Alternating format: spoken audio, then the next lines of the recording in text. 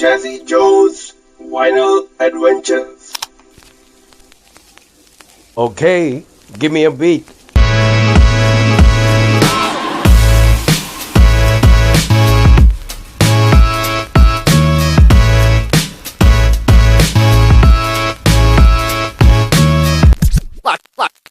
Watch this. This. Hi everyone, welcome to this web series and 15th episode of Jazzy Joe's Vinyl Adventures, the web series where I talk to various collectors, sellers and producers of vinyl records in India. In every episode, we feature different lovers and promoters of vinyl records along with my tips about collecting vinyl records.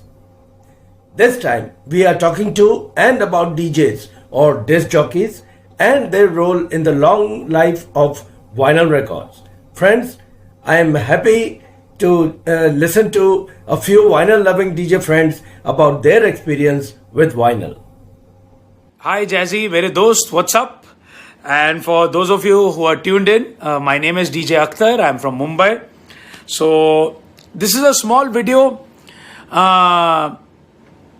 just to open up and tell you guys about vinyls, about my journey with vinyls. I started off almost maybe 30 years ago, and the only thing that we had back then were the Technics turntables. And I still remember that feeling of taking a record and just, and placing it on the turntable.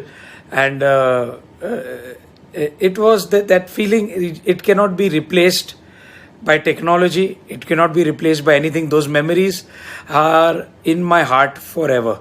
I still die to see any place having turntables, and I would love to play on turntables.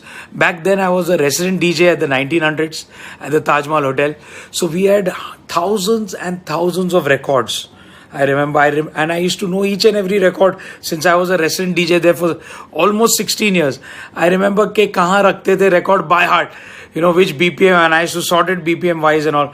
So it has been like a long journey, a very nice journey. I like the sound of analog. It is superb. Well, digital is superb as well. But though analog का sound अलग है, उसमें हमारे पास 33 BPM, RPM, 33 RPM records रहते थे, 45 रहते थे मेरे ख्याल से, और वो छोटे वाले भी रहते थे with that hole in the middle, वो मेरे ख्याल से 72 RPM थे या कुछ. बहुत साल पहले की बात है, I may be wrong also. तो but the feel of vinyl is really nice and I miss it. It's the real sense of DJing, the pitch bending, वो तो उंगली करते थे ना सब, तो that's like totally fun. Totally fun. Even some records that you could not preserve, like we all can't preserve records like how Jazzy preserves. Jazzy preserves it like gold. Like क्या पता वो सर्फ से धोता है कि क्या पता है, मुझे पता नहीं है. But that sound which used to make वो frying sound उस भजिए का true before the song would start. So all these experiences are embedded in my heart. I have got some great memories, and I would just like to thank Jazzy for keeping this tradition alive, for keeping all these records alive, for keeping all these memories alive. He keeps doing these things. So it's wonderful to know that somebody has so much love for records and vinyls as much as Jazzy Joe does. So Jazzy, I love you, bro, and keep doing what you do best. God bless you. This video is specially for you and those who love vinyls. Hi everybody, so this is DJ Bobby K Worldwide, and today I'm going to talk to you about turntables. First of all, thank you Jazzy for getting me on this, and it's a very sensitive topic to be here and talk about LPs, vinyls, record players. It's feeling so good from within. I mean, you just can't imagine. But okay, so let's get started. My journey with turntables began when I was a little boy, because when I was about a year old, my dad used to work for an advertising, and he was a very forward-minded. He is a very forward-minded person, so he got me a turntable, and it was a Philips turntable, and we had an Indian system, Norge and Cosmic, if you know what I'm talking about, and that's how the journey started, and that's when LPs were being used to play music, and we had all the possible LPs, ABBA, OEM, and a lot of Indian stuff also, like Jagjit Singh and all those kind of stuff. And that's how it started. And so my journey with LPs has been a very long journey since the time I was a little boy, and it just kept on growing along with me. And then cut to of course there were cassettes and all that in between, and cut to when I became a DJ. That's when I started on LPs. That was in 1990, and it was a very, very awesome time because I was so used to LPs, from my childhood. But I didn't know that they could do this. I mean, I didn't know there was a 12-inch record. We used to use a 12-inch single. We used to have all these extended versions of all the songs, and we still get them, of course. And we used to use it to play music. So one song and different mixes on both the sides, and then we used to choose our favorite mix or the crowd's favorite mix. We used to try it out, and it was a trial and error as well. And then we used to play those mixes for the crowd. When it comes to turntable, you're doing it yourself. You have to do it with your hands, with your finger. After some time, a turntable becomes a part of you. Because you're doing it all yourself, and there is no cue button there, and there's no rewind and forward. You have to take the needle and put it behind in the beginning, and the other way to cue was that you could see the music because this turntables used to have a small bulb, okay, which is to show you the stroboscope, which is to be on the end of the platter, right? And that also used to show us the grooves. And there's a way to look at the grooves and know what music is where the vocals start and this kind of thing. That is so much of fun because you looking at the record and with the light you're seeing where to put the needle, and you're again cueing the song. It's not like a cue button. You're going to rewind it with your fingers. You got to forward it with your hands or whatever. For forwarding, of course, forwarding is with the needle, but rewinding is generally used to be with the hand and a little bit forward with the hands, of course, to get to your cue point. And if you mix the song, and then when you have to jump back, you have to again lift the needle behind, and you have to play. So that's an awesome experience. I mean, I won't be able to tell you like this unless you really get down to playing on turntables. I think today DJ Ivan and Jazzy Joe have the biggest collection of LPs, and I'm so proud to be your friend. One of the reasons is that you guys have kept the LP culture alive, the turntable and everything. Keep spinning, Jazzy. Keep on doing these lovely things you're doing to this world. You're a great guy, and you have an amazing collection, and you're keeping up the heritage of records. Love you for that, and keep spinning. Let's get this back in the scene if possible. Love you. Bye. Hi guys, my name is Clement De Souza, and I have been a DJ for a little over 2 decades, and I'm based in Bangalore now, and I also am the founder of an academy that trains you in DJing and music production. We call it the Music School. My topic for today would be turntables, or some of them refer to it as vinyl players or vinyl players. It just depends on your accent, that's fine. But let me tell you, when I started in the late 90s, when I was exposed to the nightlife, it was about turntables. And back then, what I realized, there were no CD players, which had pitch control, where you match your BPM and stuff. The only device that you had where you could match your BPM and play mix 2 tracks, they were purely turntables and record players. I wasn't a DJ while I actually witnessed these things, but I could see the DJs that were playing on turntables do a lot of things physically. Pull out a record, pull it out of the skin, place it. It looked like a whole lot of process that was going on. And when I became a DJ, and I got the opportunity of playing on turntables as well, so I feel like I'm one of the last generations that's witnessed the whole changeover between different formats of DJing, and now it's come to a certain point where it still. So I did play on CD players without pitch control. I did play on turntables, and then we moved to digital, and now we have a pen drive and stuff. But turntables, I would say, would be the best ever feel, because everything that you do is physical. You're carrying the bags. It's really heavy if you have many records, but the whole feel of pulling a record out of its jacket, placing it on the record, and your needle placement, you forwarding a track, you're manually, like your hand is doing everything, and while you want to rewind, you again use your hand. Your pitch bend is everything. Your hands depends on how sensitive your hands have to work on the turntable.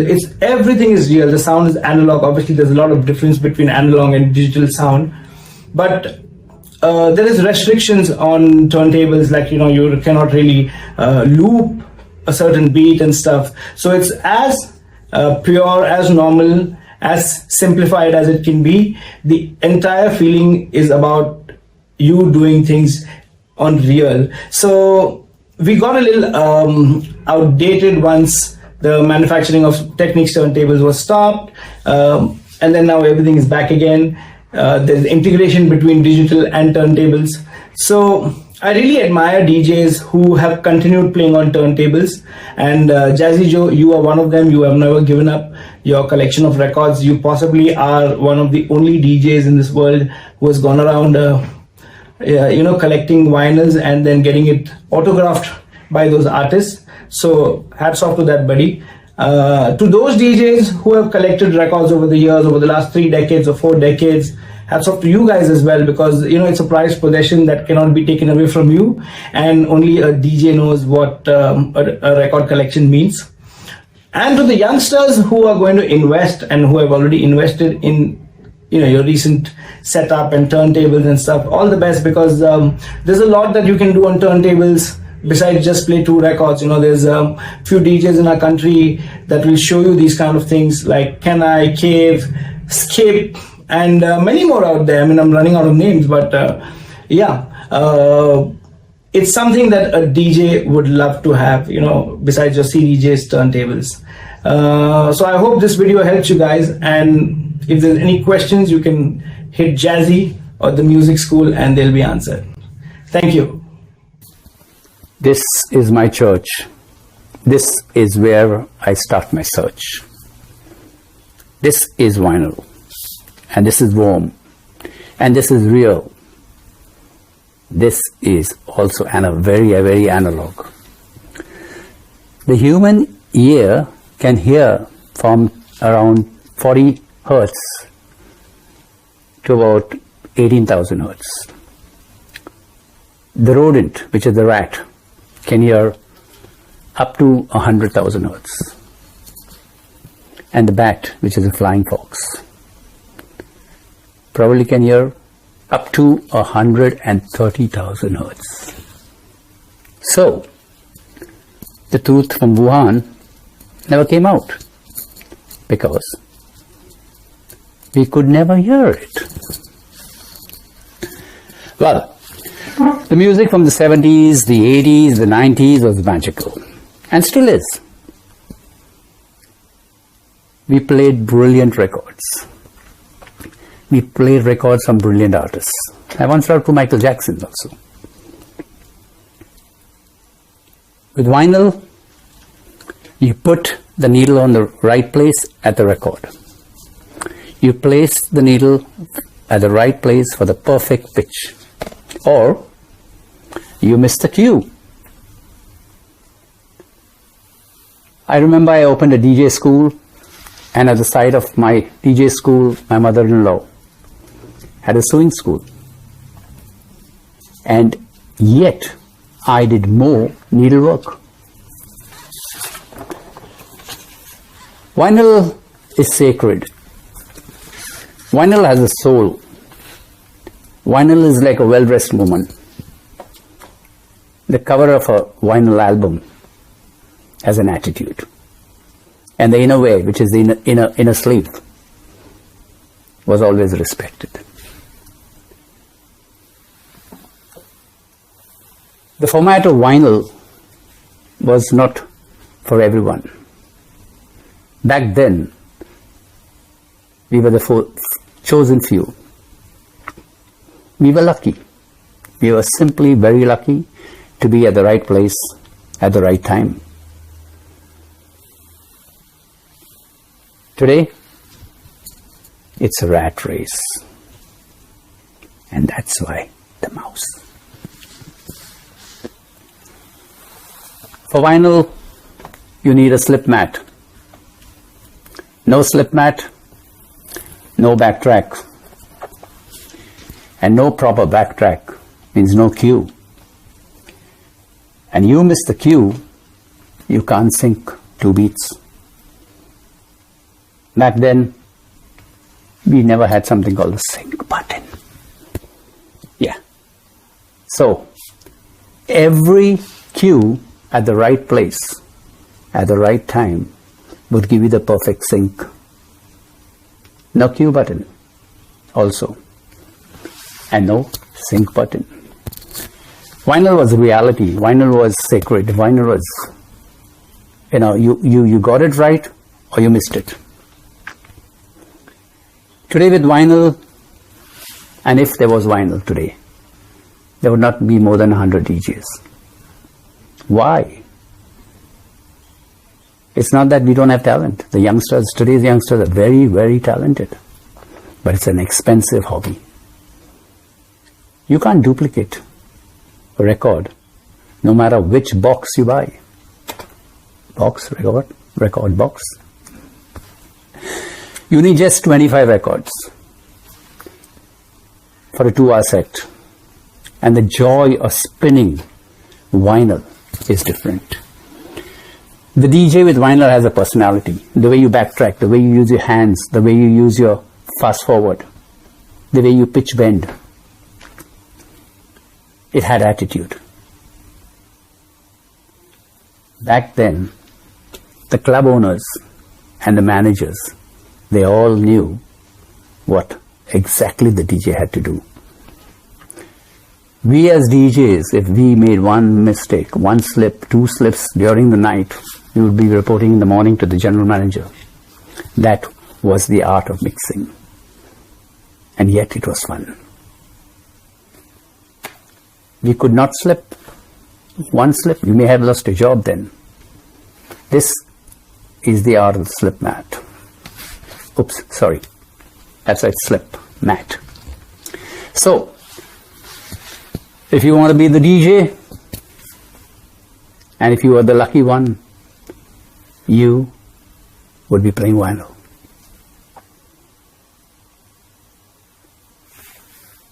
This is my church. This is where I heal my heart. Cheers to vinyl. Okay, by the way, Michael Jackson got back. And he said he was too busy to reply. Ciao. Hey, thanks Jazzy Joe for inviting me to your new show format. I'm Mark Hyde, Dusty Donuts Berlin, and I'm here to talk a bit about vinyl collecting and vinyl culture itself. Coming from a hip-hop DJ perspective, I'm a hip-hop DJ since 1988. I started hip-hop earlier, but I became a DJ actually in 88. And just getting straight to the point, when we're talking about vinyl DJing, outside in front of crowds and clubs, this is the pure essence of what DJing is about, no matter the genre. Because everything you have is like your mixer and the 2 turntables and your needles and your records.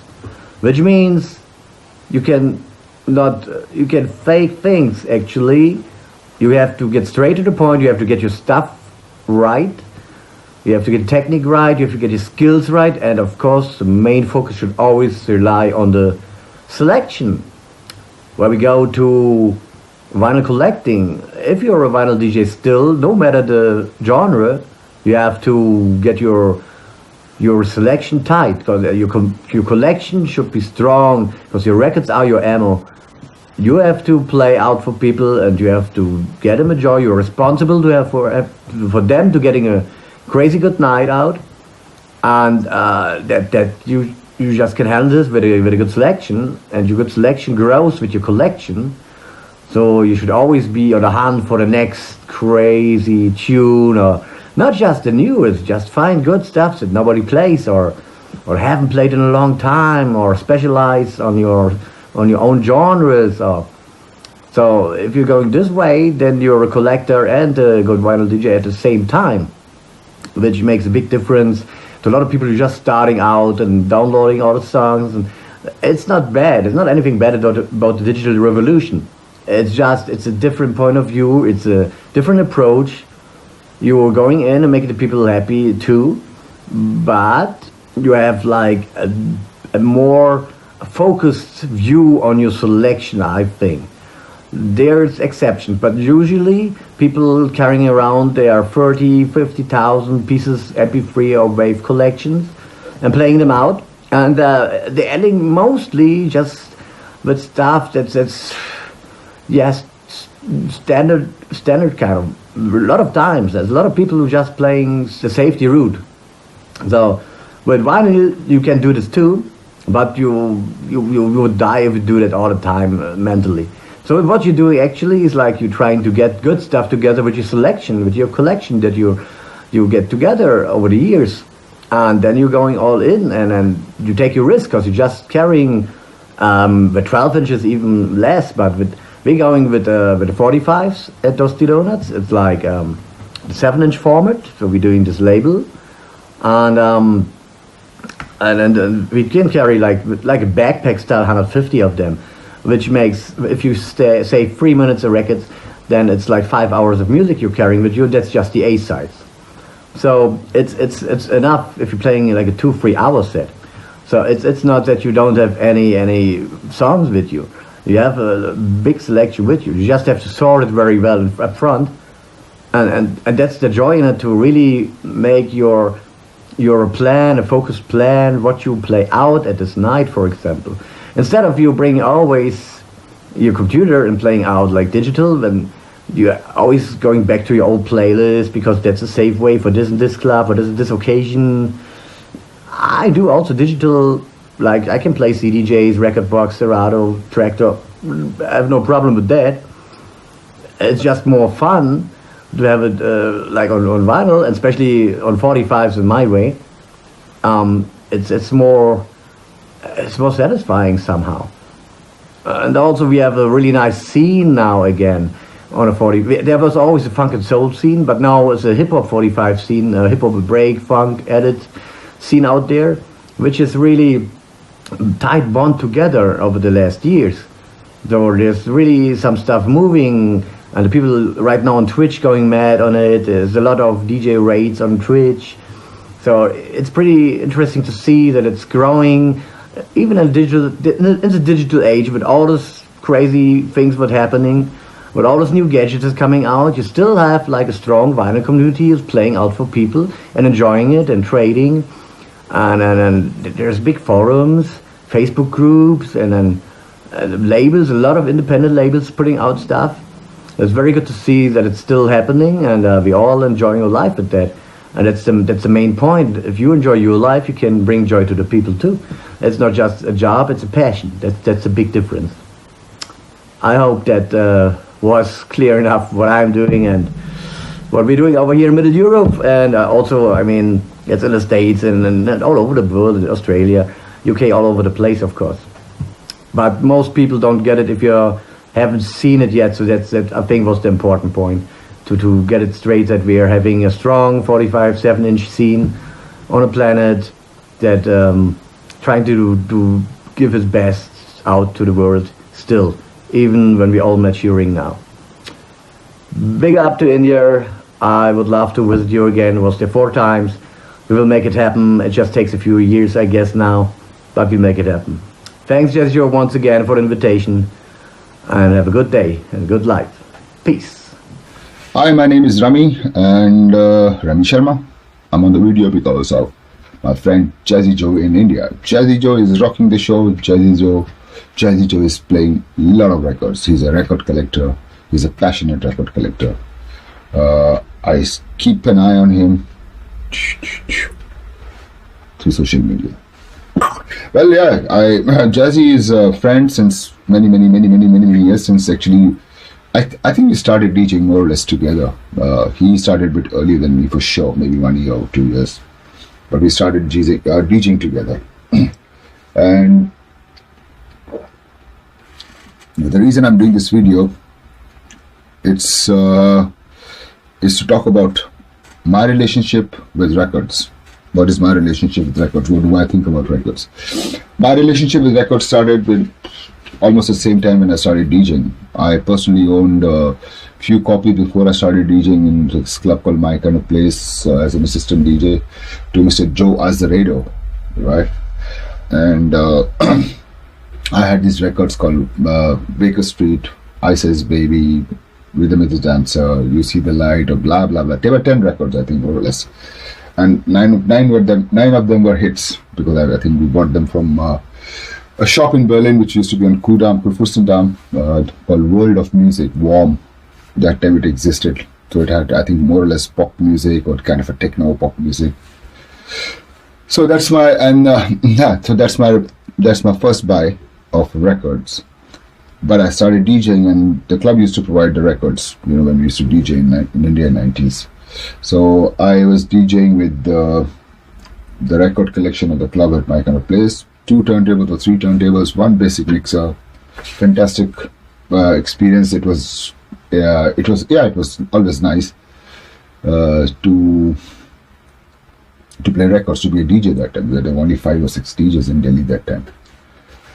And then I ended up collecting so many records that I think last time when I counted them with my old team together, there were about 27 to 28,000 records, and then it went up more. So I would say about 30,000 records I had. So in the end, I sold them here, there. So last lot, I think 3,000 or 4,000 records. The top ones are with a friend in Delhi who bought them from me, Priyank Safija. So I think he has my best collection of my records. He has, the cream of my collection. Yeah. At the moment, I don't play records. My story with records stopped in 2007, 2008, or maybe 2009.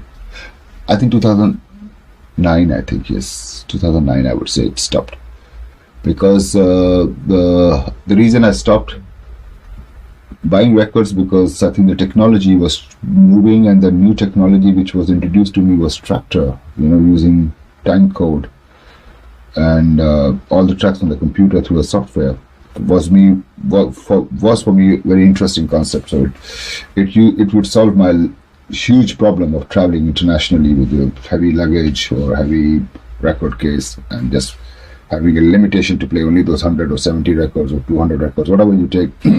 So it was a big problem. So that's the reason I stopped buying records.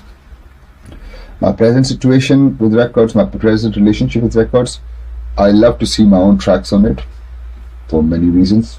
One of them is definitely physical. You hold a record and you just kind of show it off. No.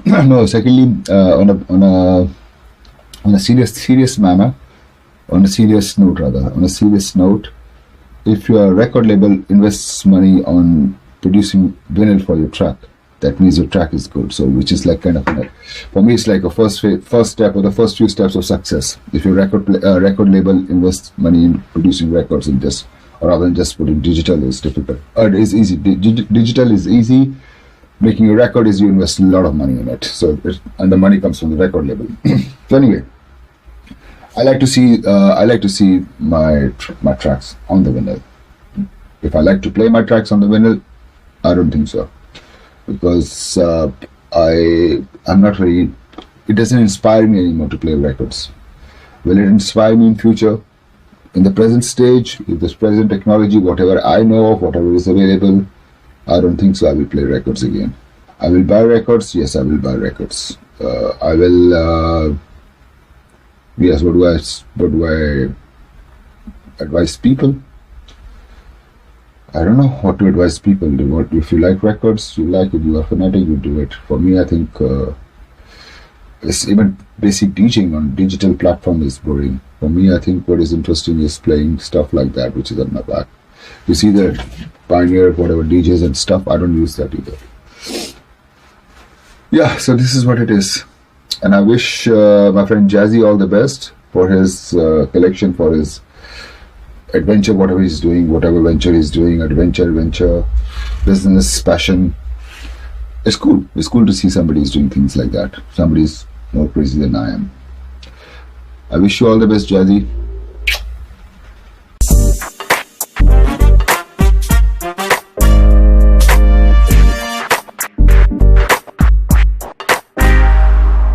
And now it's time for the collector's tip of this episode for new vinyl collectors. This time I would like to talk about how to choose your tracks on a white label record, especially artists like DJs, radio jockeys or turntablists.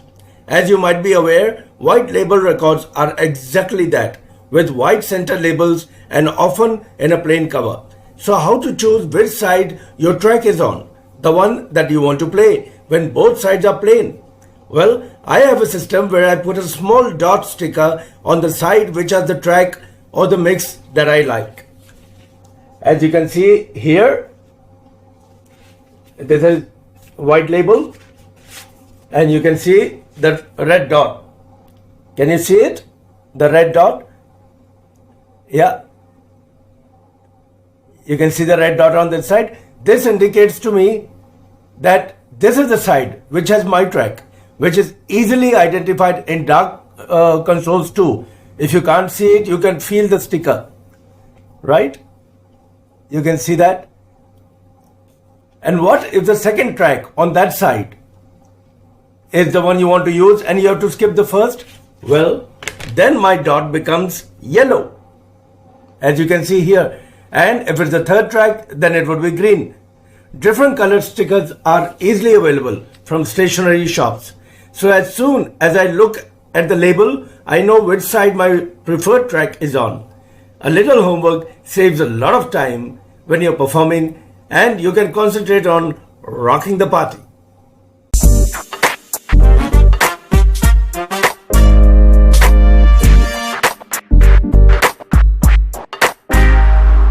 And now we come to the end of this episode featuring DJs and their experience of records.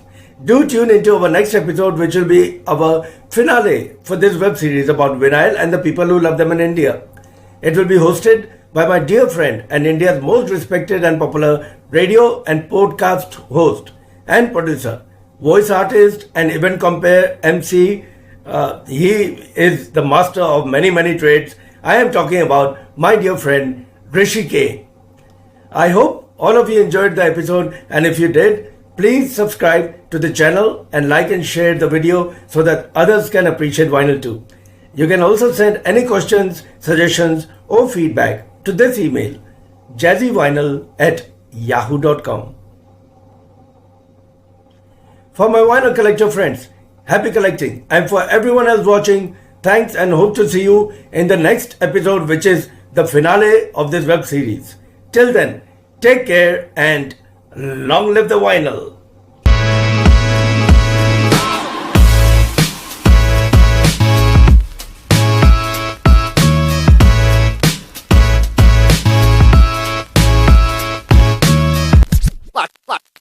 Watch this. This.